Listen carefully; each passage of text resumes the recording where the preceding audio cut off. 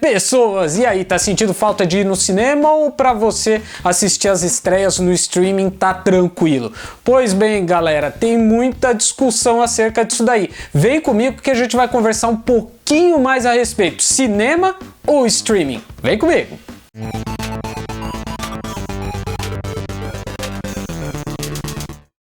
Fala galera, vamos lá para aqueles recados de sempre que você já conhece. Se você não é inscrito no canal, inscreva-se. Se você curtiu os vídeos que estão aqui no canal, dá aquele like esperto que ajuda pra caramba a gente aqui. Olha só, aqui no canal a gente tem conteúdo de praticamente tudo. A gente fala de games, a gente fala de quadrinhos, a gente fala de cinemas, a gente fala de série, a gente fala de um monte de coisa, jogo antigo, filme novo, filme velho. Então fica aí porque tem muita coisa pra você, tenho certeza.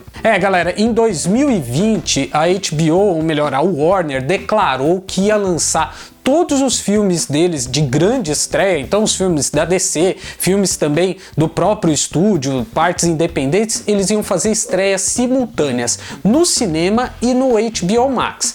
Com isso, já teve uma galera que ficou nervosíssima, não só a galera que é dona de cinema, os empresários, como também diretores de filme. Tivemos dois aí que ficaram muito revoltados. O Denis Villeneuve, que é o diretor do Duna, que tá para estrear esse ano ainda, que ficou revoltadíssimo, disse que o filme foi feito pensando na tela grande. E o outro que ficou revoltadíssimo foi o Christopher Nolan, que é diretor daquela trilogia do Batman que a gente curte pra caramba, Batman Begins, Cavaleiro das Trevas, e que o último lançamento foi Tenet. Ele também fez críticas duríssimas ao estúdio por esse pensamento. Lógico que a Warner entrou nessa pegada por conta da pandemia e dos cinemas estarem fechados, mas ainda assim não foi uma decisão que agradou muito. Mas a Warner não estava sozinha nessa decisão. A Disney fez exatamente a mesma coisa, tanto é que ela lançou em 2020 Mulan direto para o Disney Plus. Lógico, você podia fazer a compra também via streaming, mas ele foi lançado no Disney Plus, e a Warner também fez lançamento de outros filmes dentro da plataforma do HBO Max. No caso, Mulher Maravilha 1984, e também tivemos aí, né, o Justice League aí de Zack Snyder lançado diretamente para o streaming. Lógico que tudo isso foi envolto desse lance da pandemia que está acontecendo, de isolamento social e tudo mais, com exceção do Liga da Justiça, que a gente já discutiu aqui, que existem uma série de razões pelas quais ele foi lançado justamente para o HBO Max e não foi para o cinema. Mas e aí? O que a coisa vai apresentar para o futuro? Os filmes da Marvel, o do MCU vão para o streaming também? Pelo que a gente sabe, Viúva Negra vai ter estreia simultânea também, então vai ser lançado no cinema e também no Disney Plus e outras plataformas que você pode adquirir, como Google Play e tudo mais. Mas parece que a Warner agora em 2021 tá mudando um pouquinho a visão dela com relação a esse lançamento direto no streaming, ou seja, esse lançamento simultâneo. Mas isso por conta de um filme que foi recém-lançado, né? O Godzilla vs Kong, que apenas em 5 dias fez mais dinheiro do que Mulher Maravilha 1984, lançado lá no streaming. Lógico que Mulher Maravilha nos Estados Unidos teve, e aqui no Brasil também, teve o lançamento simultâneo, né? Então ele foi lançado no HBO Max e também lançado no cinema, mas ele não teve tanta bilheteria como o Godzilla vs Kong. Uma vez também, se a gente for analisar, né, o período que foi lançado Mulher Maravilha nos Estados Unidos, a pandemia ainda estava em alta lá nos Estados Unidos. Agora, por conta da vacinação, a gente vê que os cinemas estão abrindo e as pessoas estão aderindo mais a ir ao cinema. Então a Warner está revendo os lançamentos para 2022. Por exemplo, o Batman do Matt Reeves vai ser lançado somente nos cinemas e depois ele vai para o HBO Max. Mas até então a gente sabe que, pelo menos por enquanto, o Duna vai ser lançado no cinema e também vai ter um lançamento no streaming. O que muita gente aí não está curtindo, porque pensam que o filme foi realmente pensado para ir para as grandes telas e não para essas telas menores. Então parece que esse movimento de volta aí da pandemia já está fazendo os estúdios repensarem essa estratégia aí. Apesar apesar dessa boa notícia, a gente ouviu o CEO da Disney recentemente falando que depois da pandemia, pós-pandemia, muito provavelmente as estratégias de lançamentos de filmes para o cinema vão começar a ser alteradas. Então pode ser que a gente tenha lançamentos diferenciados aí, coisa que a gente já viu nesse período. Não sei se vão ser lançamentos simultâneos ou se vão ser produtos, filmes, obras diferentes aí. Mas ele deu essa declaração, ficou meio no ar o que vai acontecer pós-pandemia. Então, não sei. Disney Plus está forte, o cinema ainda está forte também para Disney, mas não sei o que vai acontecer. Diz ele, abre aspas, que as pessoas gostaram de assistir o filme no conforto da casa delas. Né? Será que isso é para todo mundo? Mas tem filmes que já são pensados para serem lançados diretamente no streaming, né? Foi o caso de Um Príncipe em Nova York 2, Borat 2, outros filmes também do selo que a gente tem do Telecine Premiere, que na verdade não necessariamente no streaming, mas lançado na TV a cabo e também no Telecine Play para eles ali. Então, filmes com uma produção um pouquinho mais barata, um pouquinho mais enxuta, que já tem um lançamento direto para o streaming. E sem falar, né, nos filmes originais, como é o caso do Príncipe em Nova York Parte 2, né, original da Amazon Prime, e os originais também da Netflix. E aí a gente entra num outro filme que aí já é uma pegada diferente, né? A gente vai falar de uma outra estrutura de filme, que é o que a gente discutiu. Se você não assistiu, pega aí no card e assiste lá a minha análise do Liga da Justiça do Zack Snyder, que só foi pro streaming porque aquele filme de 4 horas jamais iria pro cinema, jamais teria como um filme de 4 horas estar no cinema, né? A menos que fosse naquelas salas reduzidas, sala de exibição de filmes de arte.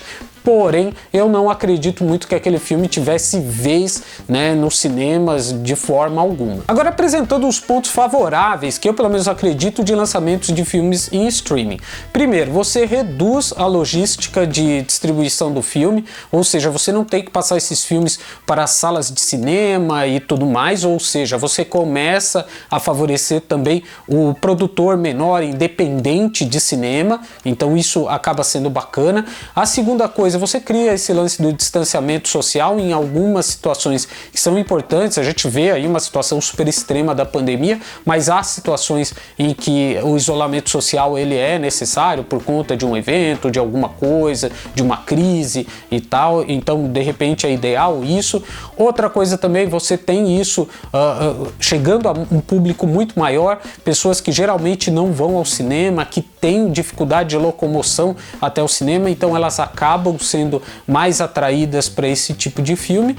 E também a gente não pode deixar de falar aqui uma economia para o espectador, que muitas vezes vê como um empecilho os altos valores aí que a gente tem dos ingressos, que lógico, a gente sabe que também não é culpa só dos cinemas, é toda uma cadeia econômica aí. Mas agora vamos lá para os prós de você ir para uma sala de cinema e entrar numa sala de cinema. Primeiro de tudo, eu acho que a tela grande, ela favorece muito a obra, ela faz com que a obra tenha uma imersão, você tenha uma imersão muito maior naquele filme, que você realmente saia do ambiente que você está, você não tem nenhum tipo de distração. Por exemplo, o seu telefone tocando, o vizinho fazendo barulho ali do lado, o seu cachorro latindo igual a gente tem aqui, todos esses empecilhos não rolam na sala de cinema. Você está ali num ambiente com temperatura controlada, iluminação controlada, então você está ali totalmente imerso naquela história. Segunda coisa é essa experiência e essa lembrança afetiva que você vai ter do cinema.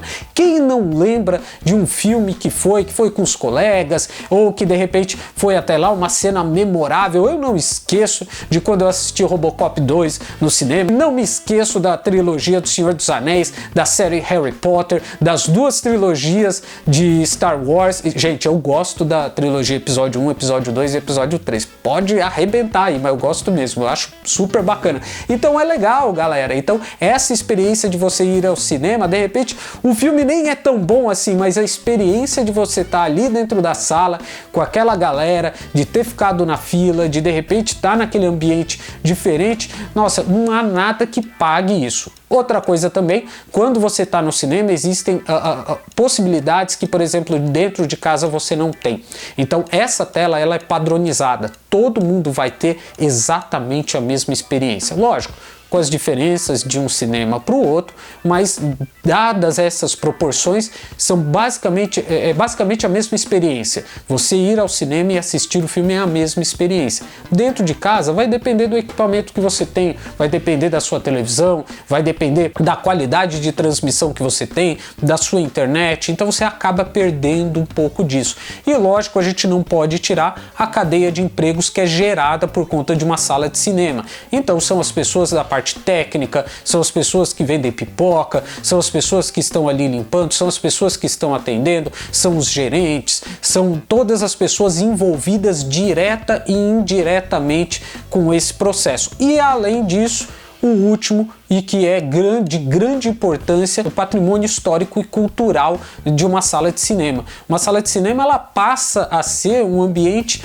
importante, tão importante quanto um museu, uma galeria de arte, porque é ali que você vai realmente ver a sétima arte, né? É ali que você vai deslumbrar o cinema, ver os filmes acontecendo ali. Então tem essa importância. Agora, indo para um lado pessoal, eu sempre fui muito fã de salas de cinema. Eu lembro que em Praia Grande tinha um cinema que agora já não existe mais, que era o Cine Yara, e eu lembro que eu assisti alguns filmes lá. Se eu não me engano, eu assisti Superman 3. Ele tinha um atraso ali nos lançamentos, talvez de um ano, talvez até 2, mas eu consegui assistir esse filme lá, achei muito bacana, e depois comecei a frequentar outros cinemas e sempre fui muito frequentador. Lembro de várias vezes que fui com os meus amigos, agora indo com minha esposa, sempre assistir os filmes, e eu tenho um relacionamento muito forte com o cinema. Eu tento assistir os filmes que eu gosto muito de cinema, tento assistir sempre os filmes na tela grande, sempre assistir na tela grande e depois trazer para casa e ter uma experiência diferente. Então eu particularmente não acho que o cinema vá desaparecer. Eu acho que essa experiência é uma experiência que muitas pessoas como eu, elas gostam de ter, de ir para aquele ambiente, de se sentir à vontade, de comer uma pipoca lá, vai, por que não? Coma uma pipoca. Tem uma galera que não curte, mas coma uma pipoca, vá lá, assista um filme, seja uma comédia, seja um filme blockbuster, seja o que for. No streaming eu também gosto de assistir filmes em casa, mas para mim, me parece que a gente vai ter aí obras diferentes. Obras voltadas para o cinema, que são esses filmes mais blockbuster, produções mais caras, e de repente uma produção mais independente indo para o streaming. Não que produções mais caras elas não possam ir, a gente vê mesmo as séries aí, séries milionárias, né? Vamos colocar The Witcher, Game of Thrones. Tudo bem que Game of Thrones foi para HBO, não primeiro para o streaming, mas de qualquer forma tá ali, né? Então existem essas produções que são produções de série e produções de filme que também ficam ali no streaming, que são produções maiores, mas grande parte das produções maiores elas vão estar no cinema e produções independentes ali no streaming. Então eu acho bacana porque elas podem coexistir, como a fotografia coexiste com o vídeo, como o rádio coexiste com a televisão, como o jornal coexiste com a internet. Então eu acho que isso não vai perder, mas é importante que nós façamos a nossa parte, especialmente nesse período de pandemia. Então depois que tudo isso passar, frequente salas de cinema. Vou até deixar aqui um salve para a galera lá do Cine Roxy de Santos, que está fazendo aí uma vaquinha, né? Um coletivo aí para juntar um dinheiro para que esse cinema ele não feche em Santos. O Cine Roxy é um patrimônio histórico mesmo de Santos. Assisti vários filmes lá, é um dos únicos cinemas de rua que a gente tem, posso dizer seguramente, pelo menos no estado de São Paulo, um dos últimos que a gente tem aí, e é uma coisa que a gente não pode perder. Vou deixar aqui na descrição o link lá para o financiamento coletivo, se você se sentir tocado e quiser ajudar a galera aí do Cine Roxy. Eu acho muito bacana porque o Cine Roxy mora no meu coração.